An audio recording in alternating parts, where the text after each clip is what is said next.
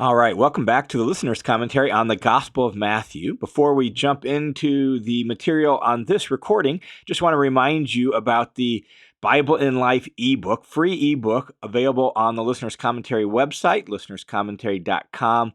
It's a book that is intended to guide you in your own study of and application of the Bible to your life. So it gives you 5 practices for hearing the Bible well, studying it well, and 5 practices for heeding it or applying it to your life. That's totally free. Just got to put your name and email address in there on the website, and you'll have access to that ebook right away. So it's called Bible in Life, and it's right there at listenerscommentary.com. All right, in this recording, we're going to be looking at Matthew chapter 18, verses 21 through 34. And we're in the middle of this 4th large teaching block in the Gospel of Matthew. We've mentioned several times how Matthew intentionally has structured his presentation of the life of Jesus by having snapshots from his life, but then punctuated with large specific teaching blocks that seem to revolve around a central theme. This teaching block in Matthew chapter 18 revolves around the idea of relationships in the kingdom of heaven. Part 1 ended, the first half of that teaching block ended with a discussion of dealing with a sinning brother. And we made sure to emphasize in that teaching that the goal of dealing with a sinning brother was to draw them back to the center of the community, restoration, restoring them to community life. Well, we now, in this second half of the teaching block, follow that up with a related question, and that question is the nature of forgiveness. What do we do for a brother who sins against us? And Jesus tells us that we forgive graciously, generously, extravagantly. And so as we walk through this second half of this teaching block, we learn a lot about the nature of forgiveness. And that teaching begins with a question from the Apostle Peter. Look at verse 21 of Matthew 18. It says, "Then Peter came up and said to him, 'Lord, how many times shall my brother sin against me and I still forgive him? Up to 7 times?' And it's likely that Peter thinks he's being generous. Like 7 times, that's quite a bit. And so how many times should I forgive my brother who sins against me? 7 times. And Peter seems to think that this is a large and generous amount. But here's how Jesus responds. Verse 22, Jesus said to him, "I do not say to you up to 7 times, but up to 77 times. Jesus says 77 times. And it's not just like that's a flat number. Here's what I mean by that. Because of the 7 days of creation, the number 7 in Jewish thinking tended to have this idea, this value of completion or fullness.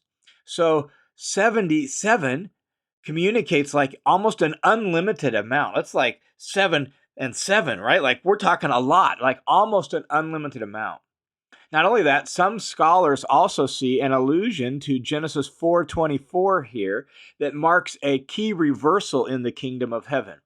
In Genesis 4:24, it says this, "If Cain is avenged 7 times, then Lamech is avenged 77 times." It's not totally clear to me that Jesus is echoing this, but a lot of scholars do see that. And if that's the case, then Jesus is echoing this story to reverse it. What he's saying is, in his kingdom, vengeance now gives way to forgiveness. So that whereas you have this vengeance 77 times for Lamech, well, you get forgiveness 77 times in the kingdom of heaven. The point of Jesus' words then, back to Peter, is 7 times is not nearly enough. If you're going to be a part of my kingdom, then you've got to practice almost unlimited, extravagant, generous forgiveness where you just learn to let things go. Well, the question then becomes, what does that look like and what does forgiveness mean? And Jesus is going to tell a parable to help flesh out the nature of forgiveness and the importance of it in our relationship to God. So we continue in verse 23 where Jesus says, "For this reason, the kingdom of heaven is like." We've seen this formula before as a way for Jesus to regularly set up a parable. So that's what he's going to do. He's going to tell a parable about forgiveness. And he says, the kingdom of heaven is like. And that indicates that this story will show a key value or a key operating principle of the kingdom of heaven. And that lets us know that in Jesus' kingdom, forgiveness is not an optional extra. Forgiveness is actually a key value and a distinguishing mark of those who have entered into Jesus' kingdom. In the kingdom, we are people who practice forgiveness freely and widely. So here's the parable Jesus tells. Here's what forgiveness looks like for us in Jesus' kingdom. Jesus says, the kingdom of heaven is like a king who wanted to settle accounts with his servants or his slaves. Now, remember, this is a parable to help us see some things about forgiveness. And Jesus takes this very real and personal topic of forgiveness and compares it to something that anyone could relate to. So you have a king, that is an authority figure. You have a servant, somebody under the authority figure. And then you have money and debts. The story continues in verse 24. And when he had begun, that is when the king had begun to settle the accounts, one who owed him 10,000 talents was brought to him. Now, Jesus is telling a story, and so in doing so, he tells it in dramatic fashion. This is an unimaginable debt, right? That's the idea. 10,000 talents is an unimaginable debt. The first thing that reminds us is that sinning against someone, being wronged, right, that causes a debt. And Jesus speaks of it in almost a laughably high amount of money. One talent, we use that word talent to refer to a special ability. This refers to a unit of money. And one talent referred to a bag of gold coins worth approximately 6,000 denarii. Well, 6,000 denarii is roughly about 20 years' wages. So 10,000 talents is about 200,000 years of wages for the average laborer. It's a ridiculous amount of money. It would be like us telling a story, and because we're trying to make a point, we would say this person owed $200 trillion or something like that. It's a ridiculously high amount. There's no way he could really pay this back. So the story continues in verse 25 by saying, but since he did not have the means to repay, there's the understatement of the century, right? He clearly didn't have the means to repay this ridiculous high amount. So since he didn't have the means to repay, his master commanded that he be sold along with his wife and children and all that he had, and repayment be made.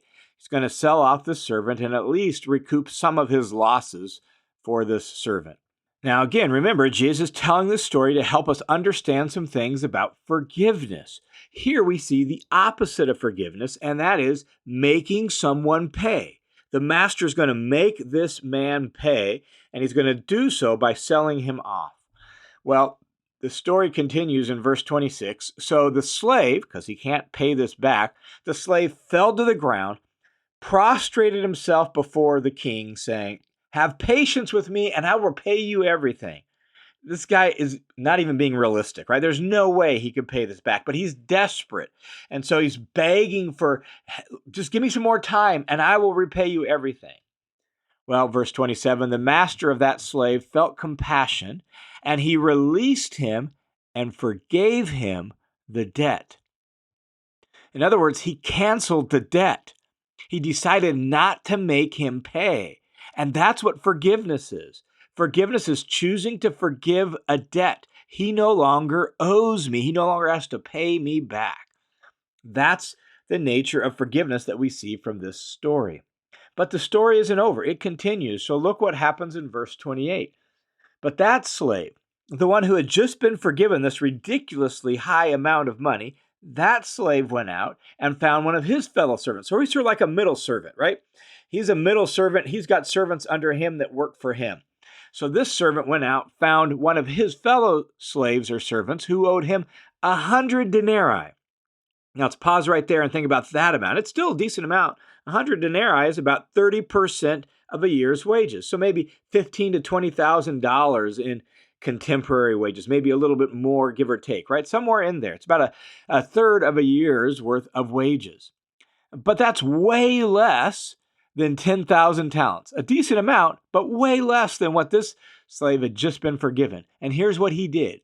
He seized his fellow servant and began to choke him, saying, pay back what you owe. He's going to make him pay. So his fellow slave fell to the ground and began to plead with him, saying, have patience on me, and I will repay what I owe you. But, verse 30, he was unwilling. He was unwilling to have patience. He was unwilling to forgive that man's debt. And he threw him in prison until he would pay back what was owed. So here's this servant. He has been forgiven 10,000 talents of debt. And he has a fellow servant who owes him a mere 100 denarii, a decent amount, but nothing like he was forgiven. And he shows him zero mercy. He cannot even forgive that debt. So, verse 31, when his fellow servants saw what had happened, they were deeply grieved, and they came and reported to their master all that had happened. They ratted him out. They told him, look, you forgave this guy all that money. He's got a servant who owed him way less. He won't even forgive him. So the master then summoned this man to him and said, you wicked slave, I forgave you all that debt because you pleaded with me.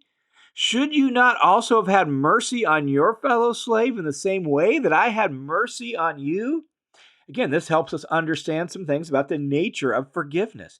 That in Jesus' mind, mercy must beget mercy. Forgiveness should lead to forgiveness. And when it doesn't, something is wrong. And that's what's going on here in this story.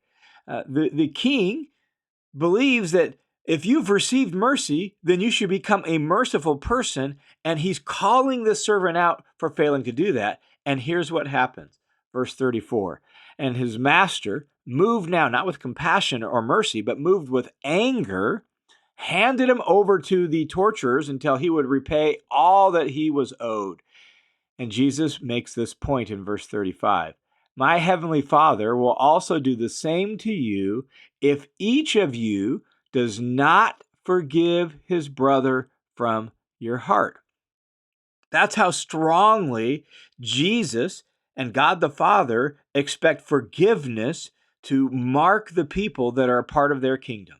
A core value, a chief operating principle, a distinguishing mark of Jesus' kingdom is forgiveness. And our merciful Father expects his children to share his mercy liberally and frequently and generously. That's what he expects.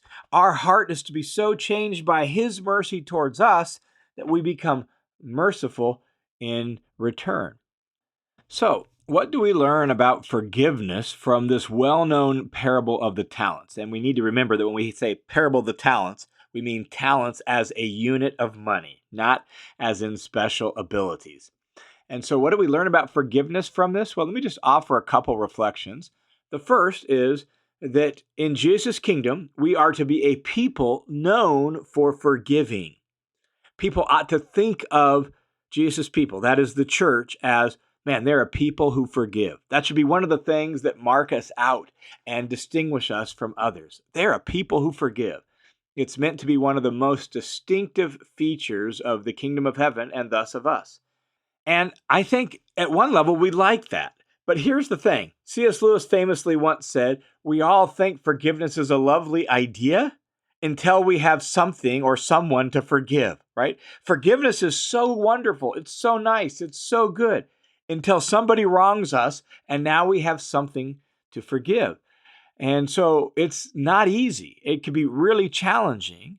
And yet if our Heavenly Father forgave us a laughable and unrepayable debt, doesn't it only seem sensible for us to forgive the lesser debts of those who have defrauded or wronged us? And yes, it does. That's one of the points of this parable. And so we need to continually practice forgiveness. Practice it to get good at it. Practice it so that it becomes a distinguishing mark of us as Jesus' people. We are a people known for forgiving. Another thing we learn about forgiveness here, if we're supposed to be a people who regularly forgive, what's the essence of it? And we see that very clearly here in this story. This story helps us realize that forgiveness is fundamentally a decision to cancel a debt. That's what it is. It's not a feeling. It's not an attitude. It's a decision specifically to cancel a debt, to not make somebody pay. That's the essence of forgiveness. That's what God did for us. He decided to cancel our debt, and in order to do that, he sent his son to die on the cross in our place. And so there is this moment where we have to make a crisis of choice. We may have to remind ourselves that we made that decision multiple times, right? When the feelings start creeping back in, resentment starts building again, we have to remember, no, we burned the bill for that debt. If they are off the hook for it. That's the nature of forgiveness. And that means, in some regards, we're going to have to absorb the cost ourselves. That's what God did for us. He absorbed the cost himself. And if we choose not to make somebody pay, that doesn't mean that there was never a debt. And we need to make sure we don't pretend like it's a small thing or it didn't matter or there was never a debt. There really was a debt, but we chose not to make them pay. That's the essence of forgiveness. And so we let them off our hook and we can leave them on God's. God can sort it all out. God can be the great king, as in this parable, who he can take care of it. If somebody has a real beef and it's never been really taken care of, he can take care of it. We let them off our hook and we entrust them to God and to his wisdom, to his justice, as well as to his mercy. And so that gives us the freedom to say, you know what? I'm not going to make you pay. I'll let God sort that out with you, but I am going to choose to forgive this debt. All right, thanks for tuning into this session on the Listener's Commentary on the New Testament. The Listener's Commentary is a listener-supported, crowd-funded Bible teaching ministry that's made possible by the generosity of people just like you. So thanks a ton to each and every one of you who donate generously to this ministry. And if you have been impacted by this ministry, would you prayerfully consider joining the team of supporters? You can go to listenerscommentary.com. You can click the Give button. It'll redirect you to a page, my page, through World Family Mission, a registered nonprofit where you can set up a one-time or a recurring monthly donation. Just put in a dollar amount, click that little box that says make this monthly if you want to make it monthly, and all those funds will come my way as a way to support this ministry. So thanks a ton for your support.